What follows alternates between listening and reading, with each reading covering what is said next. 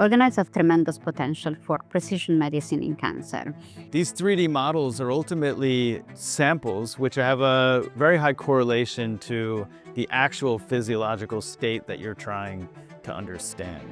So these models are available for studying cancer biology at any level. Recent developments of assay upscaling now allows therapy testing in hundreds of organoid models in time spans of weeks instead of months to a year when testing in classical models. And these are things that are just become possible in the last 5 to 10 years, and it's really been revolutionizing our approach to medicine.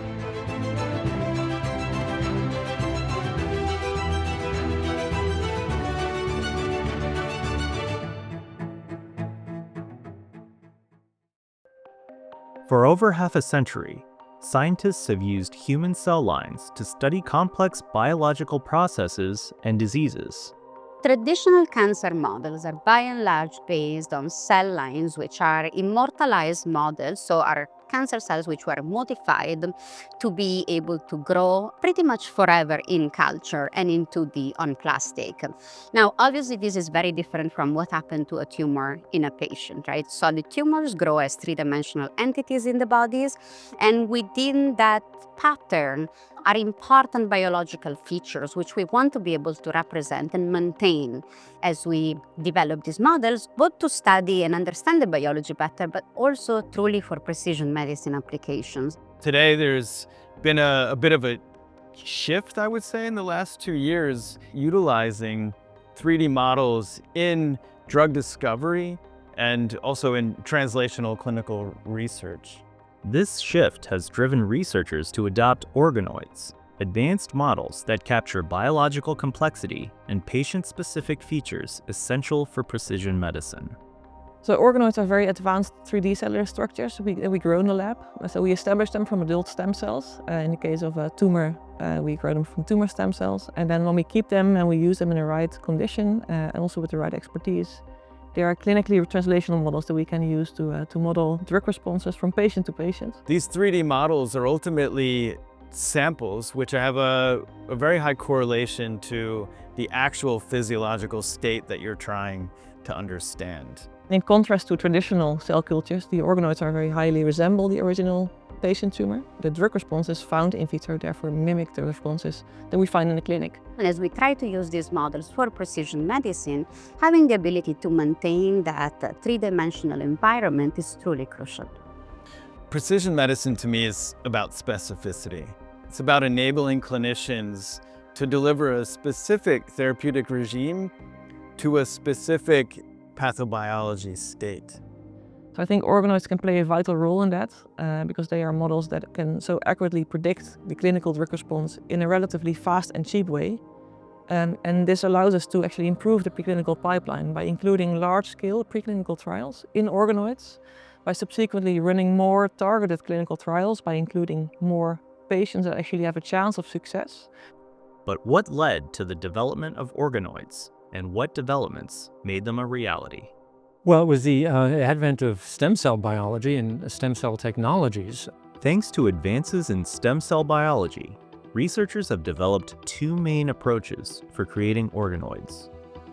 The first uses adult stem cells, which reside in tissues like the intestine, liver, and stomach, and help maintain and repair them.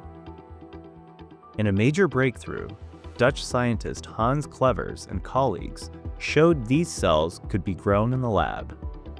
To build these models, researchers isolate adult stem cells, or in the case of cancer, patient-derived cancer stem cells, expressing markers such as LGR5. The cells are embedded in a 3D extracellular matrix and stimulated with growth factors, prompting them to form self-organizing structures that mimic the cellular diversity and architecture of the original tissue. However, this method only works for tissues where adult stem cells are accessible and where growth factor cocktails have been fully identified. To study organs such as the brain, heart, or early development, researchers use another approach involving pluripotent stem cells. It was Shinya Yamanaka who first developed the method for taking adult cells like skin cells or blood cells and actually converting them into what's known as a pluripotent cell. And these are cells that can reproduce all the organs or cell types in the human body.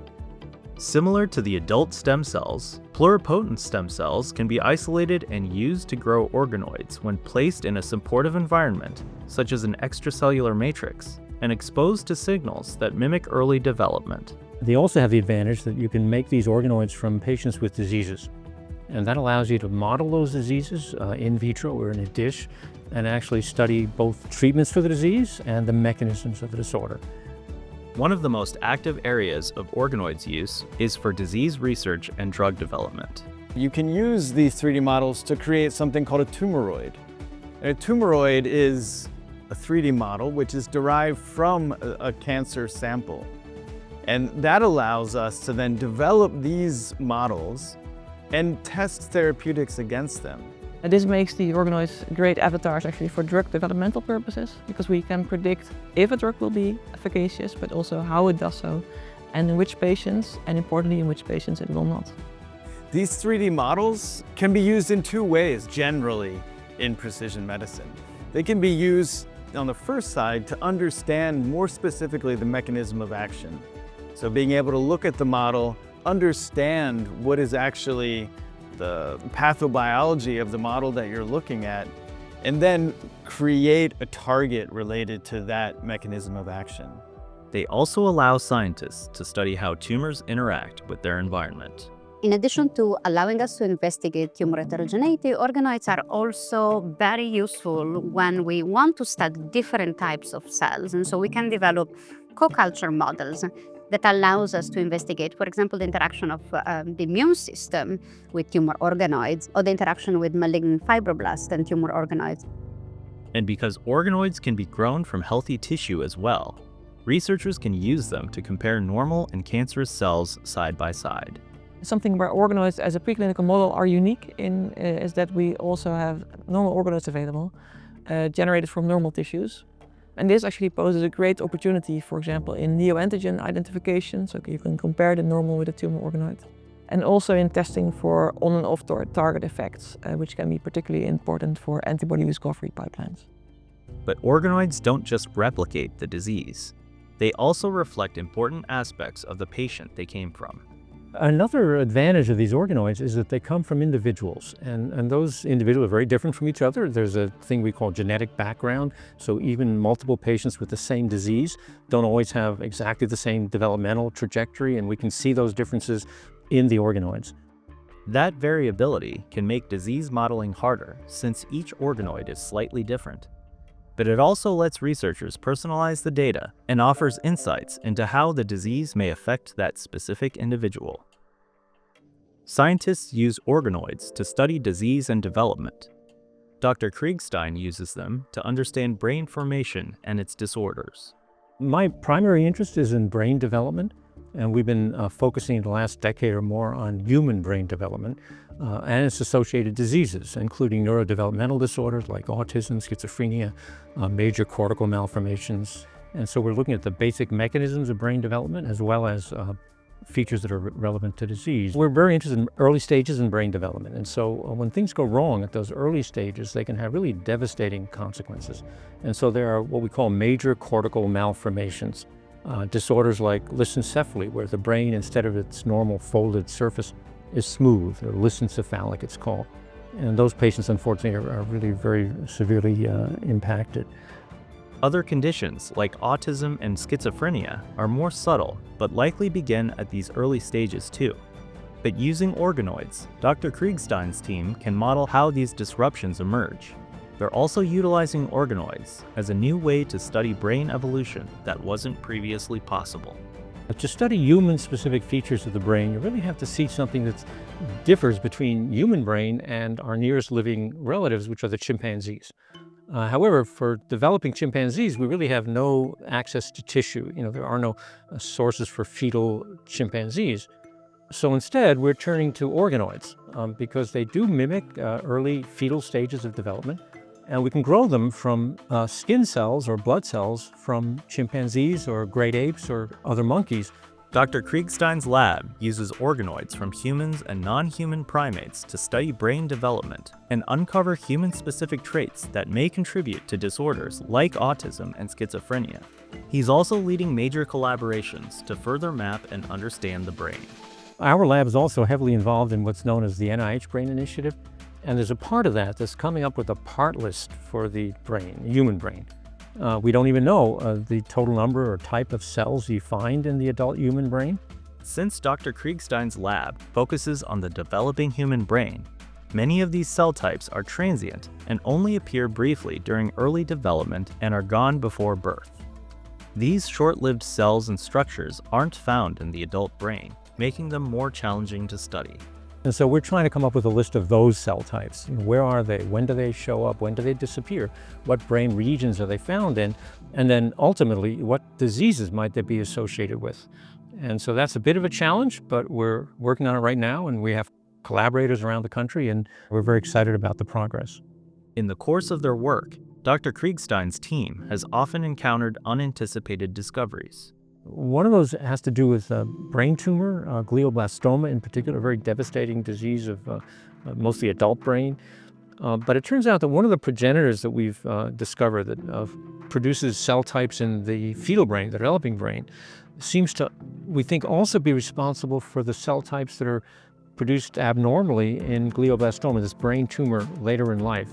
This unexpected overlap has led to new collaborations with other labs aimed at understanding how these developmental cells contribute to tumors and how that knowledge might be used to develop treatments. There are things that happen from time to time that lead us into unexpected directions, and that's also an exciting aspect of the work we do. Researchers like Dr. Sarani are also using organoids to study other important cancer types.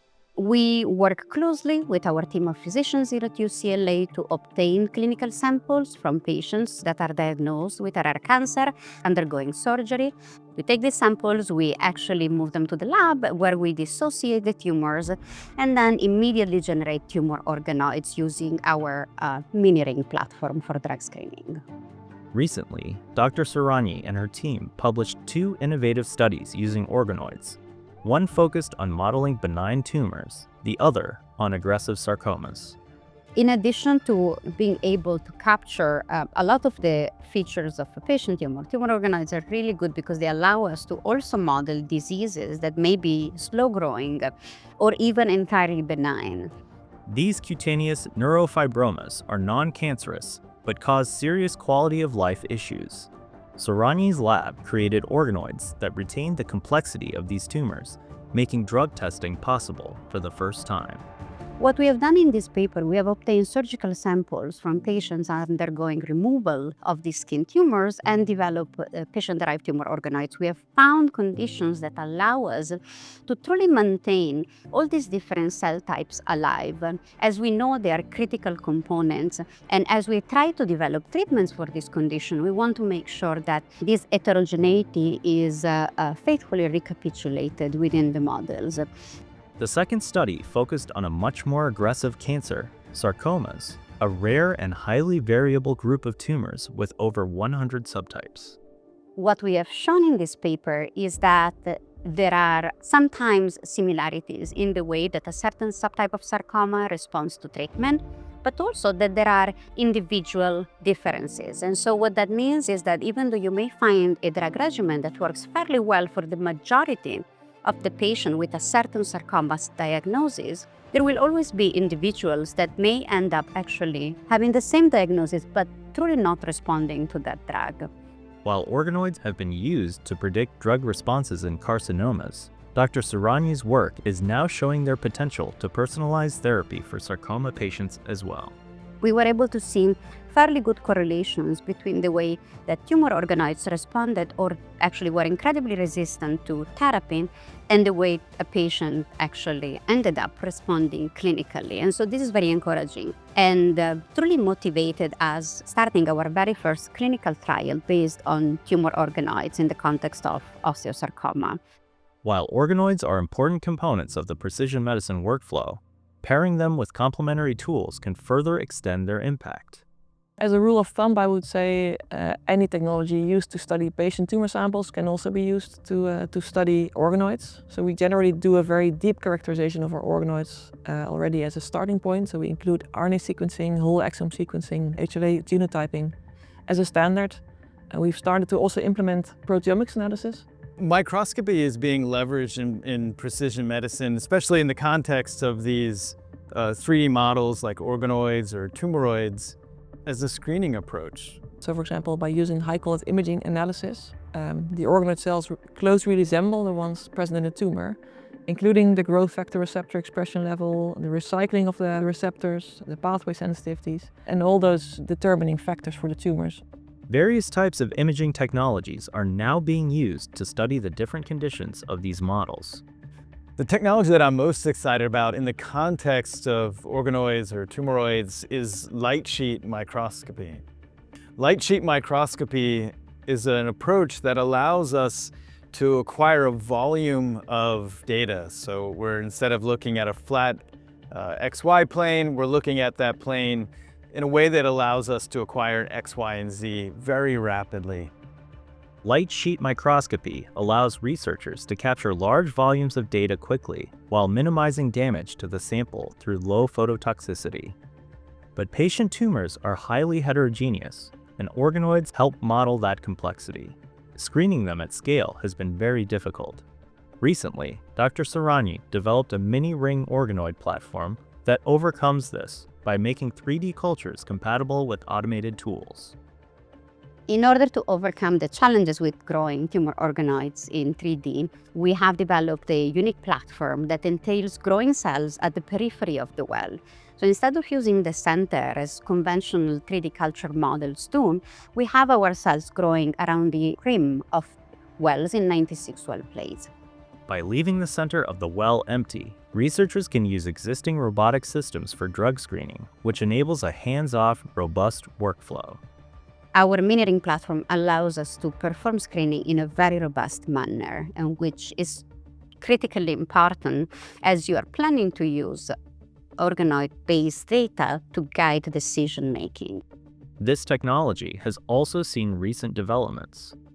We have developed a modification of our mini-ring organoid platform that incorporates a novel type of microscopy. This is a collaboration with the laboratory of Mike Taitelli at UCLA, where we use bioprinted tumor organoids in conjunction with high-speed live cell interferometry.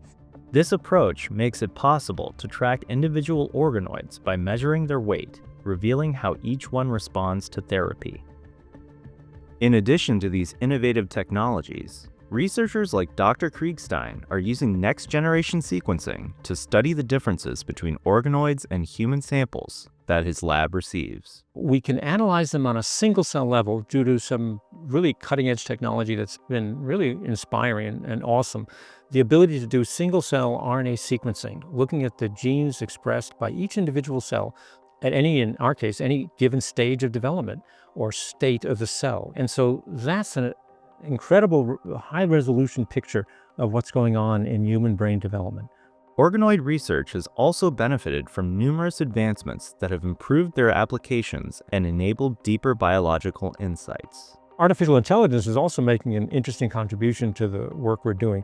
We're dealing with huge data sets when we're looking at single-cell RNA sequencing. Some of the genes they study are important regulatory regions once thought to be junk DNA. And some of these patterns are difficult for humans on their own to understand, but artificial intelligence is helping us pull out some of these patterns and highlight which ones we think are really important for either certain developmental events or for disease manifestations. And that's just early stages right now, but I can see already that it's making a huge contribution, and it'll only get to be more and more important as time goes on. Other recent advancements in organoid technology are helping researchers explore how cancer interacts with surrounding cell types. The team of Chris Tape at UCL in London has developed a highly multiplexed thiol-reactive organoid barcoding in situ approach that they use to understand the interaction of tumor-associated fibroblasts with colorectal cancer organoids, showing how the tumor-associated fibroblasts are capable of having a protective effect on some of the colorectal cancer organoids when treated with different therapies. Another important advancement is the increased confidence in organoid models, leading to more biobanks, regulatory support, and clinical trials. We've built large biobanks of thoroughly characterized models, so we have almost 1,000 models already covering over 22 tumor types.